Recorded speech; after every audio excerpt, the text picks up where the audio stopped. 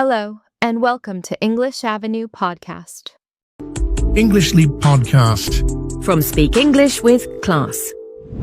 Hey, English learners! Welcome back to the English Leap Podcast, your cozy place to learn easy English through real-life conversations and slowly level up your life at the same time. I'm Anna. And I'm Jake. And today we are starting with a question that looks innocent, but can turn into a full debate in seconds. Yes, because today's question is simple, very simple. Dangerously simple. Would you rather take a solo trip or a family trip? So basically peace and freedom or noise and emotional damage. Jake! What? I said emotional damage with love. Yes, because nothing says relaxing holiday like 6 people, 4 suitcases, 1 wrong turn, and somebody saying, "This is not the road I told you to take." Exactly. A solo trip says, I'm free. A family trip says, where is the charger? And who packed the snacks? And why are we stopping again? And I told you we should have left earlier. Every family trip has at least one travel manager. Yes, the person who suddenly becomes very powerful at the airport. Passport, bag, water, move! Exactly. But to be fair, solo trips have their own drama too. Oh, yes. Solo travel starts with confidence, very cool energy, very independent, very I follow my heart. And then 1 hour later, you're standing in front of the wrong platform with low phone battery, pretending not to panic. Yes, freedom is beautiful until Google Maps becomes mysterious. Very mysterious. So, yes, this is a fun travel question, but it also says a lot about the kind of trip people enjoy, the kind of travel moments they remember, and honestly, the kind of chaos they are willing to accept. Exactly. Some people want peace, a slow walk, and nobody touching their plan. And some people want stories, shared food, loud photos, and one small family argument for tradition. For tradition, yes. So in today's episode, we're going to explore that question in a calm, honest, and fun way. We'll talk about solo trips, family trips, the good parts, the difficult parts, and why this choice is not always as simple as it sounds. And because this is the English Leap podcast, we're doing all of this through English you can really use in real life. This is a B1 to B2 level episode, so the language will be natural, expressive, and a little richer, but still clear and comfortable to follow. Yes, so please do not worry if you do not understand every single word. Just relax, stay with us, and let your English grow naturally as you listen. And near the end, we'll also have a lovely word tour with useful words and expressions from today's episode, so stay with us for that too. And before we jump in, just a quick little invitation. If you enjoy learning English through meaningful and fun conversations like this, please like the episode, Subscribe to the channel, and share it with a friend who would enjoy this topic too. and today we also have a simple comment challenge for you. We'd love to know, would you rather take a solo trip or a family trip, and why? You can keep your answer short and simple, or you can tell us a little story. Yes, maybe you choose solo trips because you love freedom. Or maybe you choose family trips because even the stressful parts become funny later. Or maybe your honest answer is, family trip, but not for too many days. Very fair, very human. And when you write your answer, you are not only practicing English, you are also noticing what kind of travel experience feels right for you. And that's a lovely place to begin. You know, Jake, the more I think about it, the harder it becomes to choose. That sounds simple at first, but honestly, it is not simple at all. Yes, it sounds like a fun little travel question, but when you really think about it, it becomes much deeper. Exactly. Because a solo trip and a family trip are not just two different ways to travel. They give you two completely different feelings. Yes, one gives you space, the other gives you people. Nicely said. And I think that is why I often feel torn between the two. That's a great phrase. If you are torn between two things, it means both choices are pulling you. You want both, so choosing feels difficult. Yes, that is exactly how I feel. Sometimes I want peace, quiet, and freedom, but sometimes I want noise, food, stories, and the comfort of being with people I love. So basically, part of you wants to disappear into a beautiful mountain town with a book and coffee, Yes. and the other part wants to sit in a noisy hotel room while three family members argue about where to eat. That is strangely accurate. But it is true. I think this question really shows what kind of emotional need you have at that moment in life. Yes, sometimes your heart says, please give me silence, and sometimes it says, please do not leave me alone with my thoughts. That may be the most honest travel advice ever. It's true, though. It is. So, maybe that is the first big difference. A solo trip answers one emotional need, and a family trip answers another.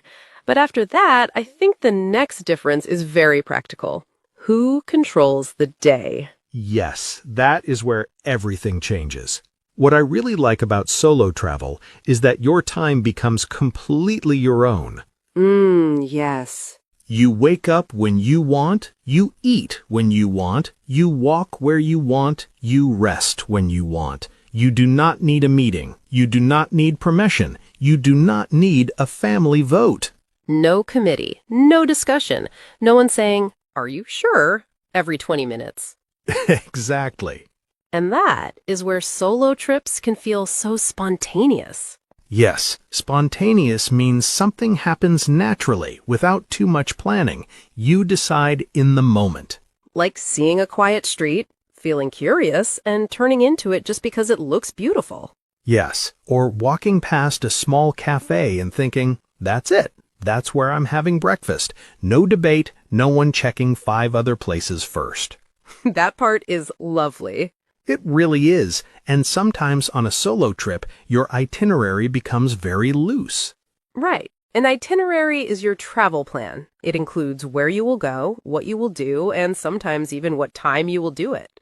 Some people love a very detailed itinerary.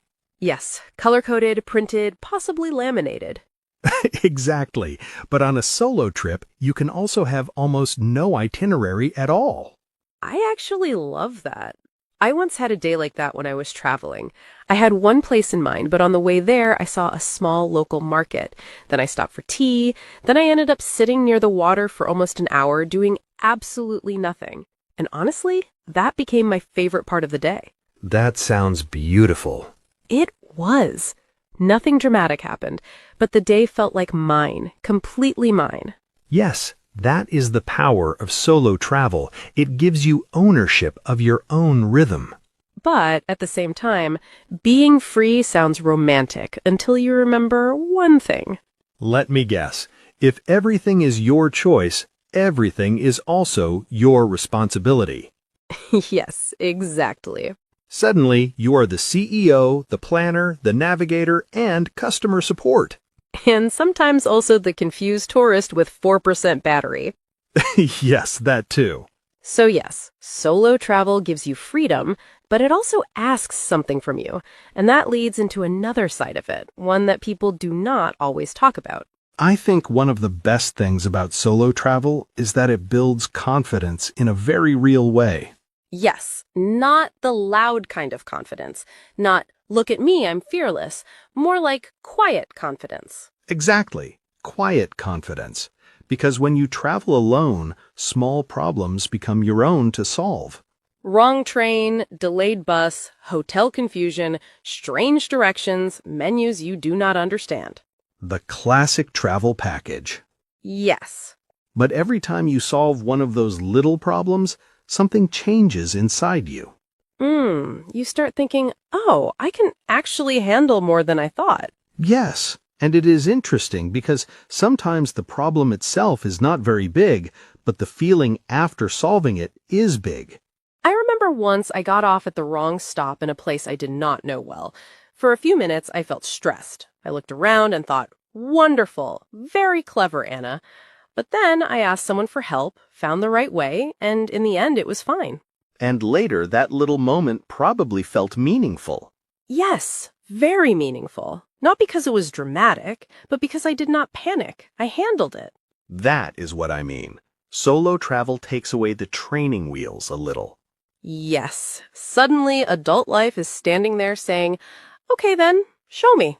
Exactly. And I think that is why solo trips can stay with people for a long time. They don't only show you new places, they show you new parts of yourself. Beautifully said. But confidence is only one side of being alone. Because later in the day, especially in the quiet hours, another feeling can appear. Yes, solo travel can be peaceful, but sometimes it can also feel isolating. Right. Isolating means something makes you feel alone in an uncomfortable way. Not peaceful alone, lonely alone. And I think that is an important difference. Yes, because during the day, being alone can feel wonderful.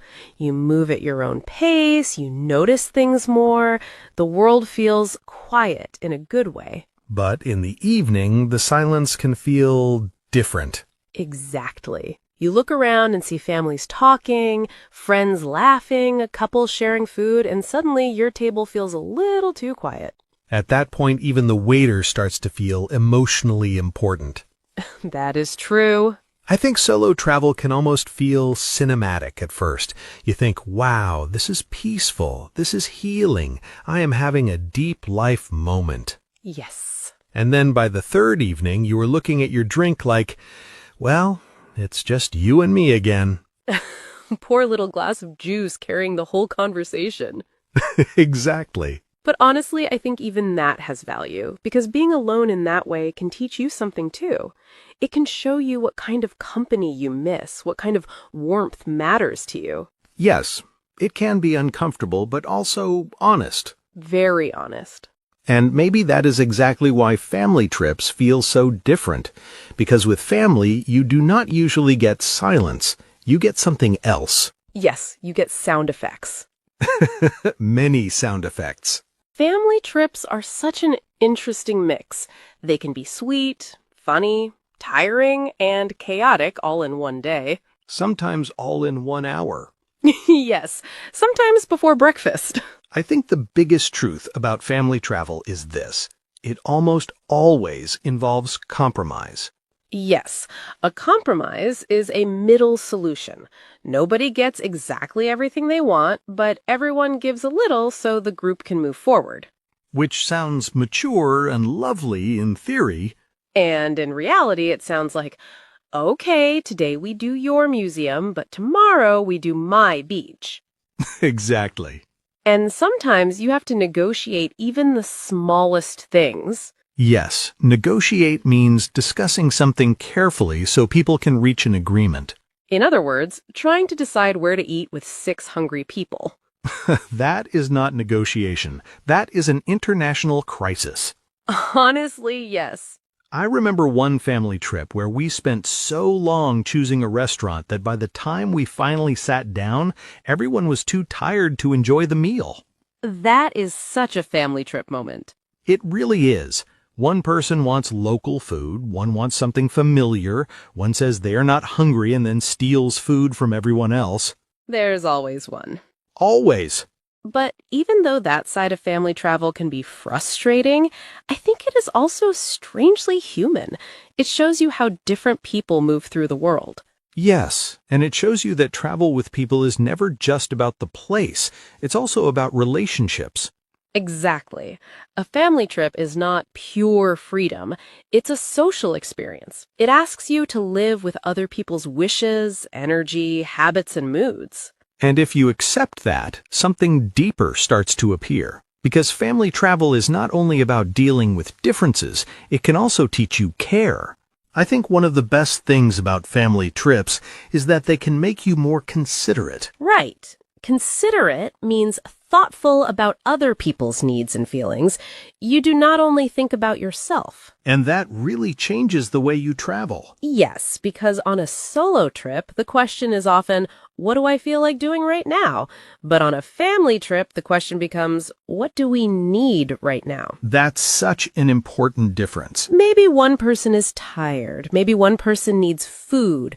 Maybe an older parent needs to sit down. Maybe a child is excited but exhausted at the same time. Yes, and that is where you start to cater to other people. Cater to means to provide what someone needs or wants. You adjust things to suit them. And I think that can be a beautiful part of family travel, even if it is not always easy. I agree. I remember a trip where the pace became slower because an older family member could not walk too much. At first, I thought, oh no, we'll miss things. But later, I realized the slower moments became the best ones. We sat longer, we talked more, we noticed more. That's lovely. Yes, the trip stopped being about doing everything.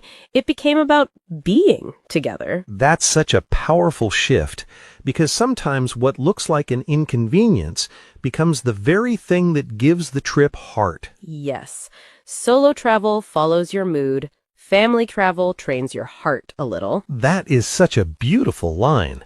Thank you. So then maybe the question is not only which trip is easier or freer, maybe the real question is this: what kind of memory do you want to bring home? Yes, because solo trips and family trips create very different kinds of memories. A solo trip often gives you private memories. Yes, quiet memories, deep ones, the kind that are hard to explain fully to other people. Like a morning walk, a strange little street, a view that made you stop, a feeling you had but cannot quite put into words. Exactly. Those memories feel almost like journal pages. That's a lovely way to say it. But family trips give you shared stories. Oh yes, shared stories with very strong details. Very strong details. Remember when Dad forgot the charger? Remember when we got lost? Remember when we argued for 40 minutes and then laughed about it later? Yes, family trips create stories that get repeated for years. And I think that is their magic. Because even the messy parts become part of the story. In the moment, they feel annoying. Later, they become the memory everyone loves. That is so true. A solo trip can change your inner world. A family trip can become part of your family language. Yes, it gives you moments you can return to together. So maybe a solo trip asks, who am I when I am alone? And a family trip asks, who are we when we are together? That's beautiful. Thank you. And maybe that is why choosing one winner feels impossible, because they're not trying to give you the same thing. Yes, I really think the best answer depends on what season of life you are in. I agree. Sometimes you need freedom, sometimes you need support, sometimes you need quiet, sometimes you need laughter around you. And maybe the real wisdom is learning when you need which one. Yes, you do not have to choose solo travel forever or family travel forever.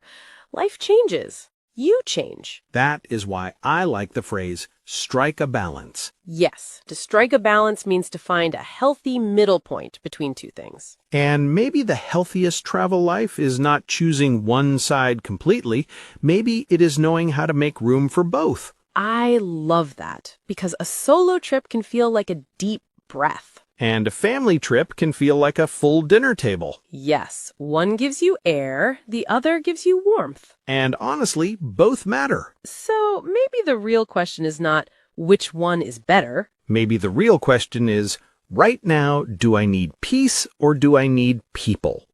Exactly. And maybe also, do I currently have the energy to negotiate restaurant choices with 7 relatives? Very important question. Very important. So yes, solo trip or family trip, I think both can be beautiful. It just depends on what your heart needs at that moment. Yes, different trips feed different parts of you. And maybe the best kind of traveler is not the one who always chooses the same thing, but the one who understands themselves a little better each time they pack a bag. I love that. Me too. And that feels like the perfect place to pause the discussion and take a closer look at some of the beautiful English from today's episode. Yes, because we used some really useful words and expressions today, and they are not only good for talking about travel, you can also use them in real life, in conversations, and even when talking about choices, relationships, and daily situations. So let's slow it down together and step into today's word tour. First, a very useful word for finding a middle ground: compromise. Compromise means a middle solution where both sides give up a little, so they can agree. It is not exactly what one person wants and not exactly what the other person wants, but it works for both. For example, we made a compromise and spent one day sightseeing and one day relaxing by the beach. Or, on family trips, people often need to compromise about food, timing, and activities. Repeat, compromise. Compromise. Next, a lovely travel word: spontaneous. Spontaneous means something happens naturally, without too much planning. It is done in the moment because it feels right at that time. For example, we made a spontaneous decision to stop in a small town on the way.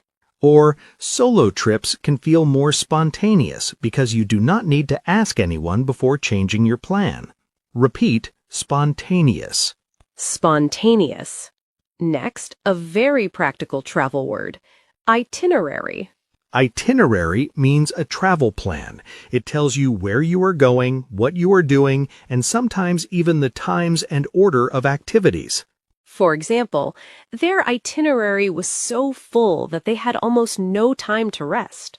Or, I like having a loose itinerary, but not a very strict one. Repeat, itinerary. Itinerary.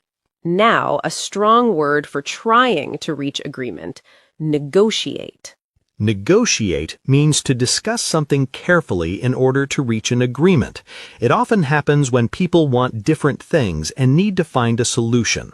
For example, we had to negotiate where to eat because everyone wanted something different.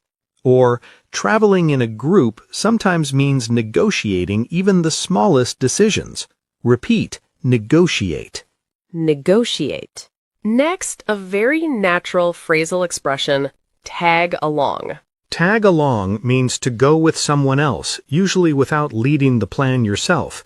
You join them and follow along. For example, my cousin planned the whole weekend, and I was happy to just tag along. Or, sometimes I do not want to organize everything. I just want to tag along and enjoy the trip.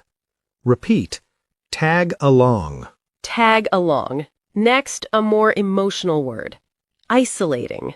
Isolating means something makes you feel alone in an uncomfortable or lonely way.